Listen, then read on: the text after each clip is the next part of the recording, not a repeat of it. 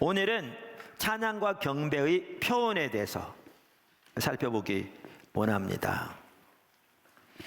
오늘 본문 말씀 우리가 쉐마라고 그러죠. 성경에 나오는 가장 중요한 말씀이라고 할 수 있습니다.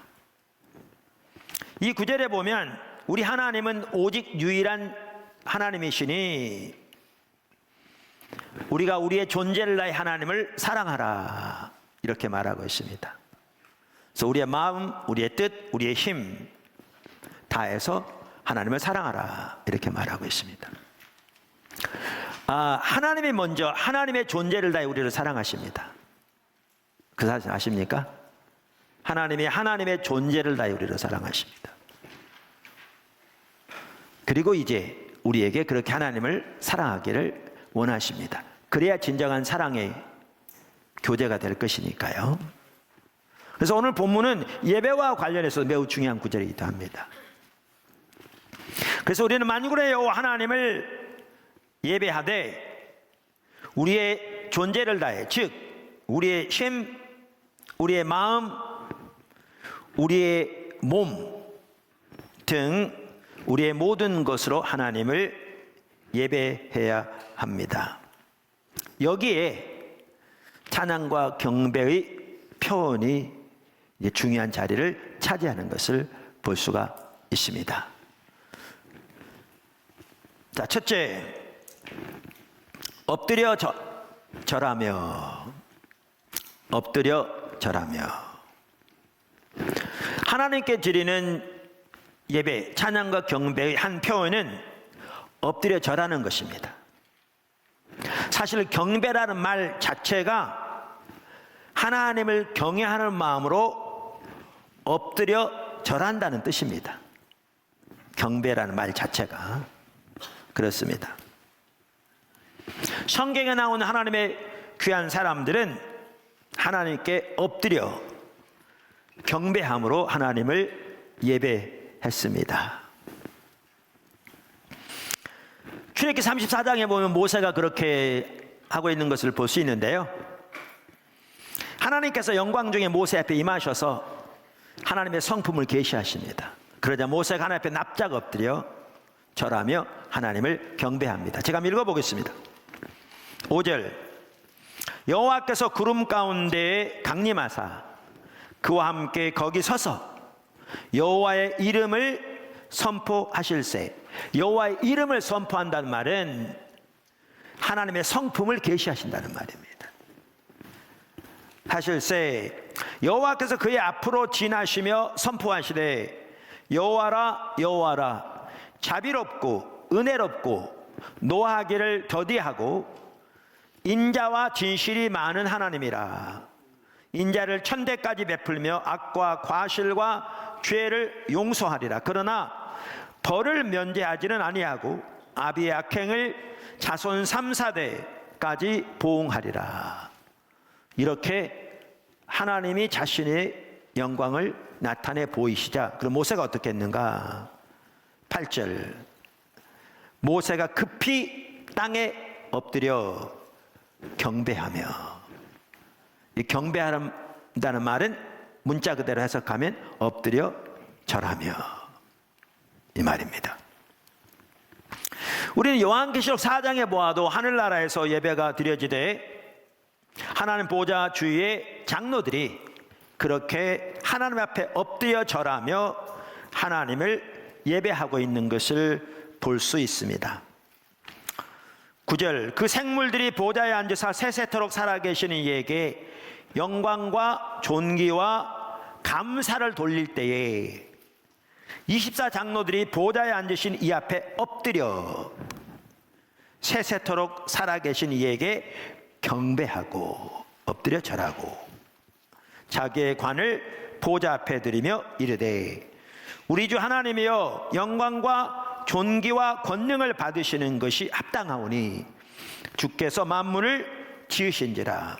만물이 주의 뜻대로 있었고 또 지으심을 받았나이다 하더라. 여러분, 이 요한계시록 4장 5장에 나오는 하늘의 예배는 지금 이 시대에 하나님의 보좌 앞에서 드려지는 예배를 말합니다. 여러분 요한계시록 4장 5장에 나오는 예배가 앞으로 미래에 하나님의 보좌 앞에서 드려질 소위 하늘나라 예배라고 생각하는데요, 그 잘못 생각하는 겁니다. 미래 하늘나라는 예수님이 오실 때 새하늘과 새 땅이 임하고요, 우리 모두가 부활의 몸을 입게 될 것이고요. 그래서 그때 예배를 지금 말하는 게 아닙니다. 지금 요한계시록 4장과 5장에 나오는 이 예배는 바로 오늘날 하나님의 보좌 앞에서 드려지는 예배를 지금 표현하고 있는 겁니다. 그 예배가 우리의 모델이기도 하다고 우리가 살펴보았습니다. 여기도 보면 엎드려 절하며 하나님을 예배하고 있는 것을 볼 수가 있습니다. 여기 보시면 알지만 그들의 행위는 강요에 의한 것이나 두려움에서 나온 것이나 사람들에게 잘 보이기 위해서 하는 요식 행위 등이 전혀 아니었습니다. 전혀 아니었습니다. 그들은 그들의 중심에서부터 하나님을 향해 그렇게 진정으로 예배하고 있는 걸 볼 수가 있습니다. 사실 여기에 두 사건 다 핵심이 뭔 줄 아십니까? 하나님의 영광을 보는 것입니다. 하늘나라 예배도 모세의 예배도 하나님의 영광을 보는 것입니다. 그들이 하나님의 영광을 보았을 때 하나님을 경외함으로 하나님 앞에 엎드려 절하며 하나님을 예배했습니다. 손을 들고, 두 번째, 손을 들고 하나님을 찬양합니다. 경배의 또 다른 한 표현은 손을 들고 하나님을 예배하는 것입니다. 시편 134편 1절과 2절은 손을 들고 하나님을 송축하라고 말하고 있습니다. 한번 보시죠. 보라, 밤에 여호와의 성전에 서 있는 여호와의 종들아. 이걸 보면요, 뭘 할 수가 있냐면 다윗 시대부터 그랬던 걸 볼 수가 있는데, 하나님의 언약궤, 하나님의 영광이 지상적인 임재로 머물러 있는 하나님의 언약궤 앞에서 하나님을 예배하는 자들이 지속적으로 밤중에도 하나님을 송축하고 하나님을 예배했던 걸 볼 수 있습니다. 우리가 살펴본 대로. 그러면서 여호와의 모든 종들아 여호와를 송축하라. 그분께 찬사와 찬양을 드리라.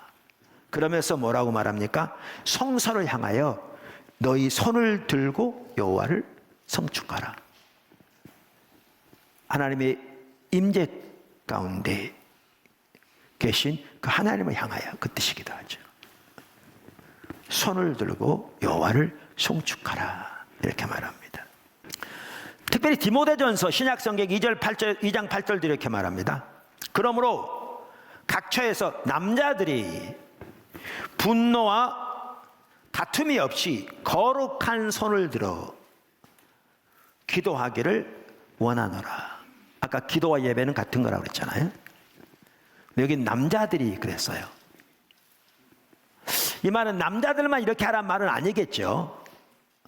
모든 성도들이 그렇게 하라, 그 말이겠죠. 근데 구체적으로 여기에 보면 남자들에게 그렇게 하라고 그랬어요. 남자들에게. 그러니까 이 말은 유추해 보건대 남자들이 이렇게 잘 안 했던 것 같아요. 그러니까 남자들에게 하라는 거죠. 하라는 거죠. 구체적으로 남자들이라고 이렇게 지칭하고 있잖아요. 그러니까 우리나라 경우에도 비슷한 것 같습니다. 우리나라 경우에도 대체적으로 여자 성도들은 하나님을 더욱 자유롭게 예배하고 하나님께 더욱 이렇게 자유롭게 기도하는 걸 볼 수 있습니다. 대체적으로. 다 그런 건 아니지만. 그런데 또한 대체적으로 남자들은 지난번에 한번 나눴습니다만 유교적인 가치관에 젖어서 체면 차리느라고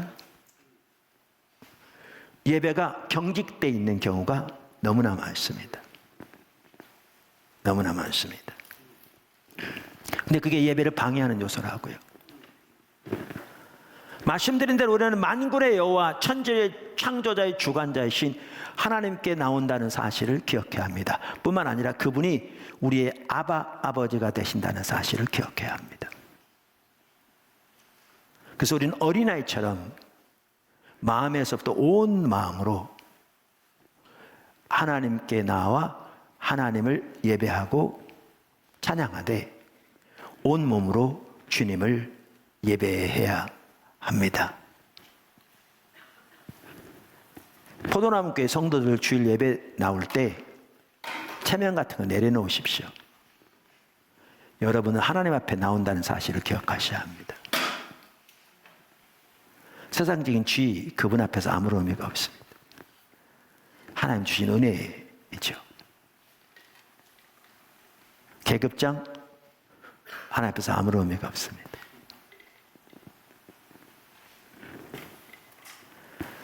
그래서 남자들에게 말하기를 거룩한 손을 들고 하나님을 예배하라. 하나님께 기도하라.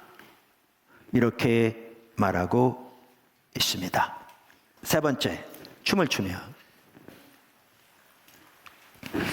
성경에 나오는 하나님의 사람들은 춤을 추며 하나님을 찬양했습니다. 우리는 출애굽기 15장에서 미리암과 이스라엘 백성들이 그렇게 하나님을 춤을 추며 찬양했던 걸 볼 수 있습니다. 특별히 홍해 사건 바로 이후에 있었습니다. 하나님이 주신 그 구원을 생각하면서 정말 기뻐서 춤을 추며 찬양했습니다. 제가 성경 읽어보겠습니다. 19절. 바로의 말과 병거와 마병이 함께 바다에 들어가매 여호와께서 바닷물을 그들 위에 되돌려 흐르게 하셨으나 이스라엘 자손은 바다 가운데서 마른 땅으로 지나간지라. 아론은 누이 선지자 미리암이 손에 소고를 잡으매 모든 여인도 그를 따라 나오며 소고를 잡고 춤추니 미리암이 그들에게 화답하여 이르되 너희는 여호와를 찬송하라. 그는 높고 영화로우심이요 말과 그 탄 자를 바다에 던지셨음이로다 하였더라. 보십시오. 우리가 이 부분에서 그 대표적인 예는 역시 다윗일 겁니다. 지난번에 살펴본 하나님의 언약궤를 예루살렘으로 가져올 때 그가 그렇게 춤을 추며 찬양했잖아요. 그 구절만 다시 한번 읽어보겠습니다. 사무엘하 6장 14절. 다윗이 여호와 앞에서, 잡으세요. 여호와 앞에서. 이 말이 중요합니다. 여호와 앞에서 힘을 다하여 춤을 추는데 그때 다윗이 배 에봇을 입었더라. 다윗과 온 이스라엘 족속이 즐거이 환호하며 나팔을 불고 여호와의 궤를 메어오니라.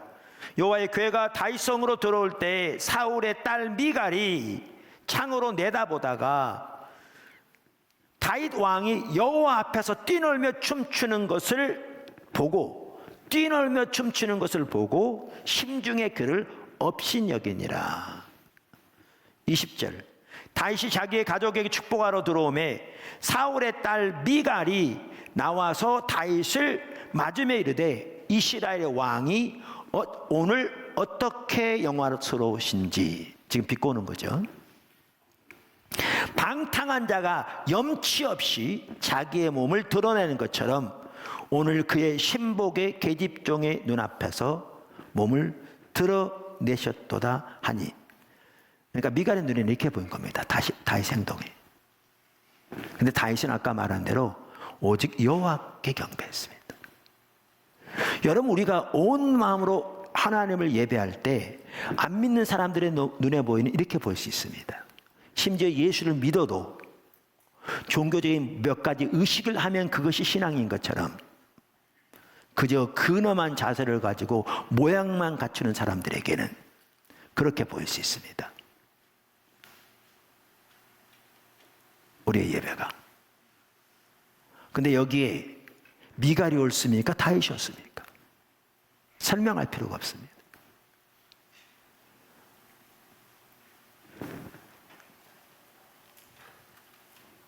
여기 보면 23절에 보면 미갈이 자녀가 없었거든요. 그 말이 뭔 말인지 아십니까? 다윗의 신임을 잃었다는 겁니다. 다시 말하면 더 확대해서 가면 하나님의 신임을 잃었다는 겁니다.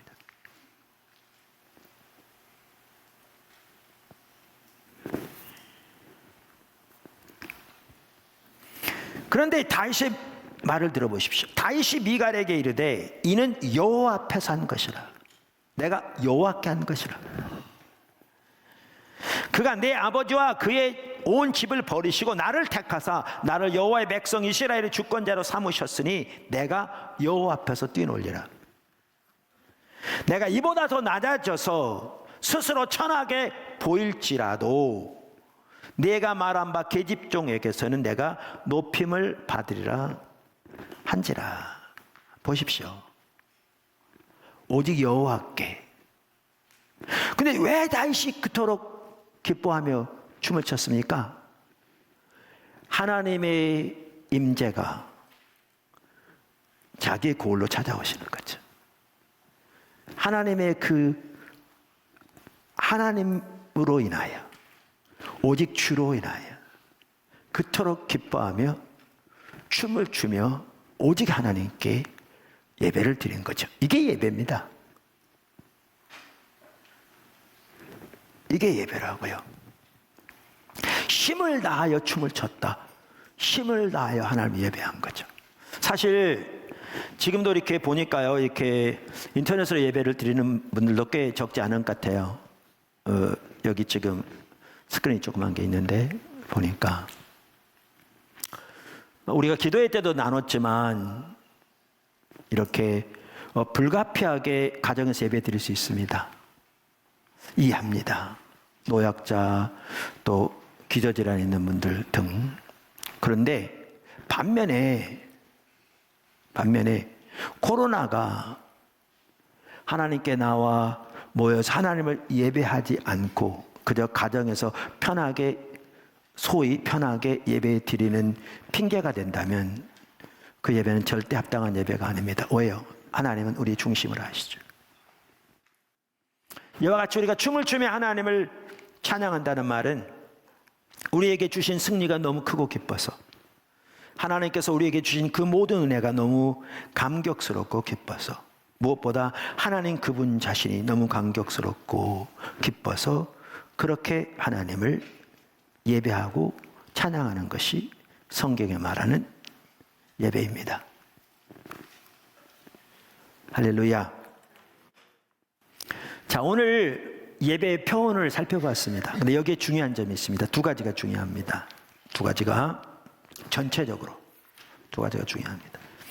하나는 우리의 모든 행동은 하나님과의 관계에서 나온 자발적인 것이어야 합니다. 핵심이 하나님의 영광을 보는 거라고 그랬잖아요. 이게 아주 중요합니다. 우리의 모든 행동은 하나님과의 관계에서 나온 자발적인 것이어야 합니다.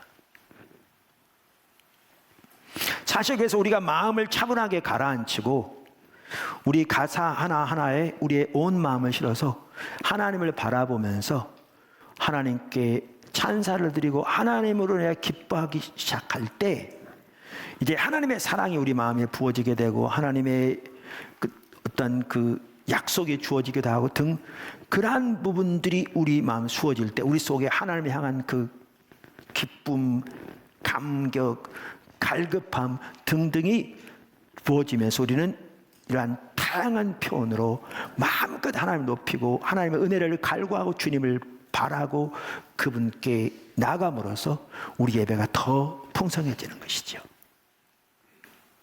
풍성해지는 것이죠. 두 번째 중요한 게 이제 반대인데 이겁니다. 강요된 행동이나 마음이 없는 기계적인 행동은 아무런 의미가 없습니다. 그러니까 하나님과의 관계에서 나온 자발적인 것이 하기 때문에 바꿔서 말하면 강요된 행동이나 마음이 없는 기계적인 행동은 아무런 의미가 없다 그 말입니다. 때로는 어떤 분위기를 맞추기 위해서 강요할 수 있습니다. 행동들을. 그건 아무런 의미가 없습니다. 아무런 의미가 없습니다.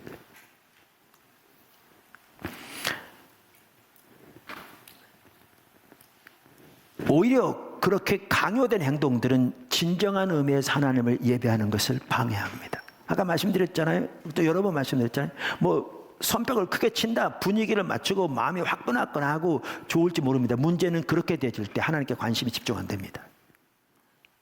안 됩니다. 예배 방해합니다. 방해합니다.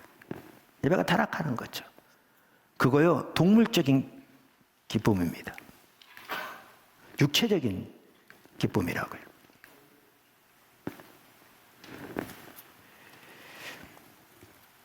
그러한 행동은 하나님께 돌아가야 할 관심을 사람에게로 돌리게 합니다. 그리고 그것이 찬양이건 설교건 성령의 사역이건 사람들의 감정에 직접적으로 호소하는 것은, 호소하여 분위기를 맞추려고 노력하는 것은 전적으로 타락한 것이고 지탄을 받아야 마땅합니다. 로디 존스 목사님이 이렇게 얘기했습니다. 잘 표현했다고 저는 믿습니다. 사람들을 흥분시킬 수 있는 것이 많습니다. 방송에서 축구 중계를 하는 것을 들으면 흥분되는 것. 그분은 영국분이잖아요. EPL 축구. 그러면 줄치고 흥분, 동물적인 흥분, 줄치고 그 흥분되는 것을 알게 될 것입니다.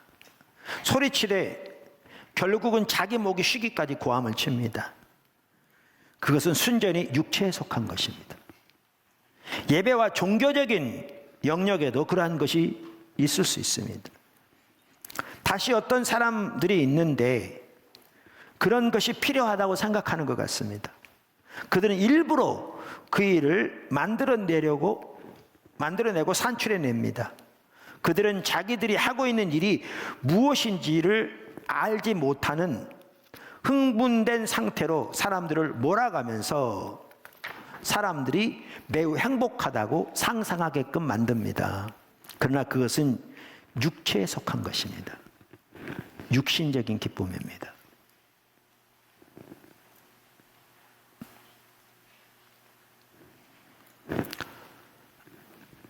외국에서 찬양으로 잘 섬기는, 세계적으로 잘 알려진 어느 한 단체, 그것도 젊은이들로 이루어진 그룹이 수년 전에 한국으로 왔었습니다. 거기 집회에 우리 팀들이 다녀오더니 한 팀원이 그러더라고요. 그들은 뛰면서 찬양을 하고 춤을 추며 찬양하는데도 하나님을 경배하더라. 그러니까 그것이 인위적인 것이 아니었다는 거죠. 여태가 설명한 대로. 근데 우리는 많은 경우에 모양은 비슷한데 인위적인 분위기를 맞추는 행동일 때가 적지 않습니다.